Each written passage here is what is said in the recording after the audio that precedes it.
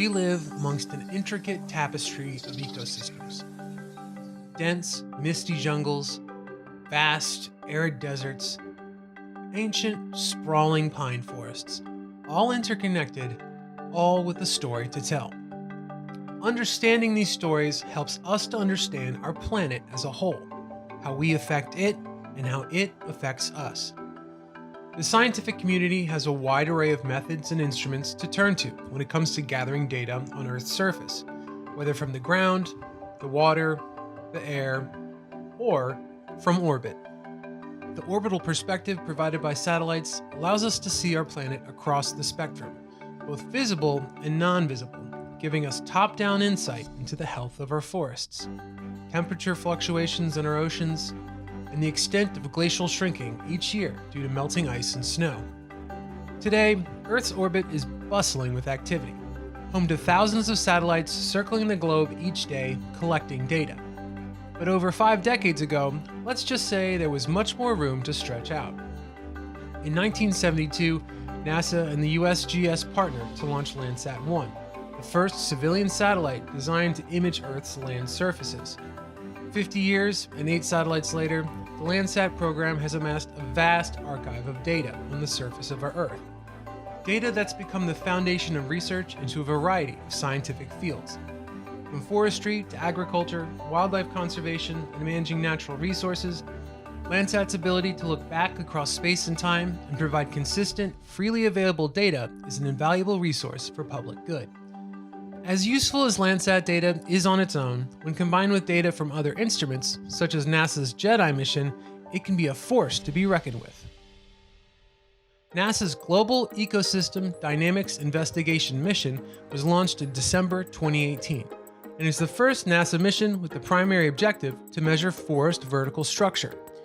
Orbiting over 250 miles above the Earth on the International Space Station, GEDI uses LiDAR technology to record elevation and forest canopy structure data from the planet's surface.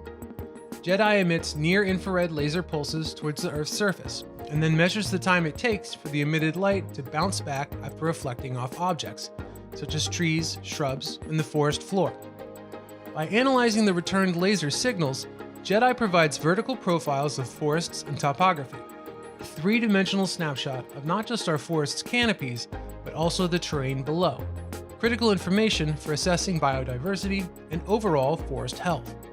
And when paired with Landsat's ability to look back through time and space, GEDI's 3D vertical perspective can give us an even more detailed picture of our planet's forests.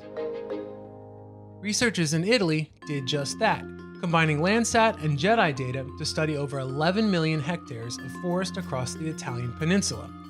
Like all ecosystems, forests can be disturbed by a variety of factors, both natural and man-made. Wildfires, avalanches, disease, and deforestation can all take a toll on a forest ecosystem. The research team combined over 4 decades of Landsat data with LiDAR data captured by GEDI and aircraft to not only map when forest disturbances across the peninsula occurred, but also what impact these disturbances had on forest biomass. Their results showed that following a disturbance, it took forests about 15 years to recover, much earlier than the researchers expected.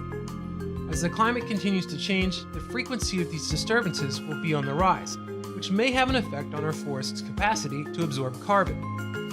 Researchers believe that integrating data from different remote sensing sources, such as Landsat and GEDI, could give conservationists a leg up in predicting how our forests bounce back from adversity. The one constant on our planet's surface is change. Our ecosystems are perpetually evolving, and for the last 5 decades, Landsat has been in orbit tracking that evolution.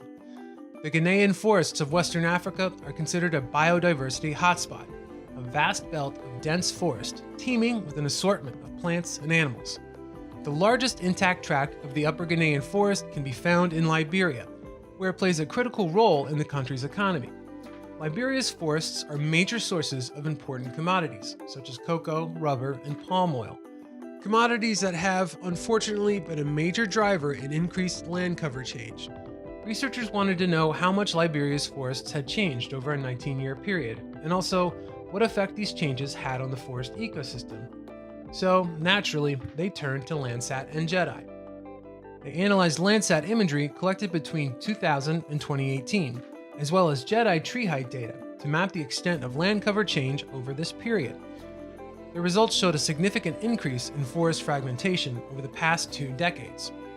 Over 14% of dense forest areas, which are essential for biodiversity and carbon storage, were degraded.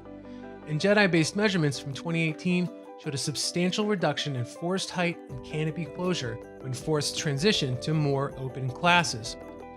Researchers believe their method of fusing Landsat and GEDI data can not only provide the government of Liberia a roadmap to measuring broad changes in their ecosystems over time, but also help to better inform decisions on managing their natural resources going forward.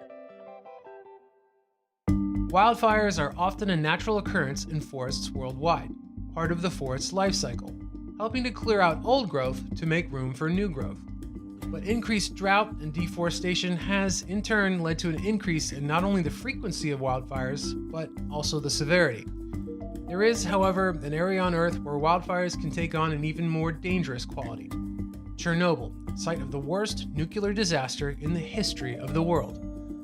Following the disaster in 1986, the Soviet government established the Chernobyl Exclusion Zone, or CEZ, a 1,000 square mile area surrounding Chernobyl, deemed too radioactive for human habitation. Almost 40 years later, the CEZ is still largely uninhabited, home to dense forest that has surprisingly become a haven for wildlife.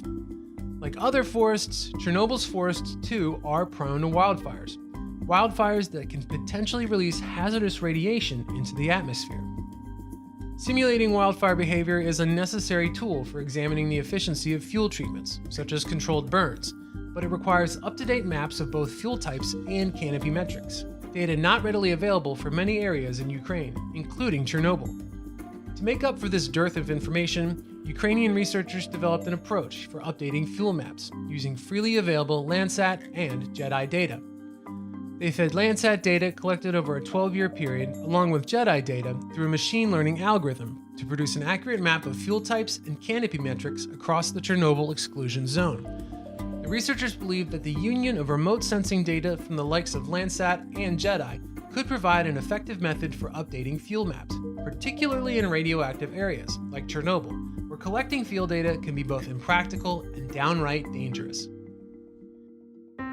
These 3 case studies make it abundantly clear that Landsat and GEDI make quite the dynamic duo. Following 4 years of service aboard the International Space Station, NASA announced a pause in GEDI's mission earlier this year. But GEDI's tour of duty isn't quite up just yet. NASA plans to resume operations sometime in 2024, with potential plans to continue collecting data until 2030. And when GEDI is back online, Landsat will be there to once again join forces. The partnership between Landsat and GEDI isn't just about data, it's about our planet's future.